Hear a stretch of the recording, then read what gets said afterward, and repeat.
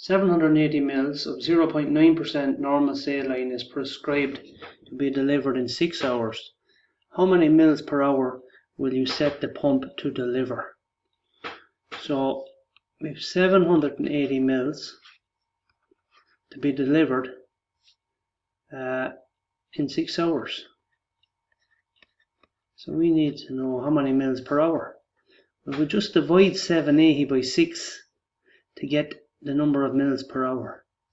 So it's going to be 780 divided by 6, 780 over 6. And both with even numbers here, so we can divide above and below by 2. 2 into 6 gives us 3. 2 into 7 goes 3 times and 1 over. 2 into 18 goes 9 times, and 2 into 0 doesn't go.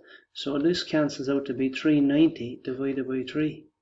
And again, both these numbers here are divisible by 3. 3 into 3 goes once, 3 into 3 goes once, 3 into 9 goes 3 times, 3 into 0 goes 0 times. So we're left with 130 over 1, or 130.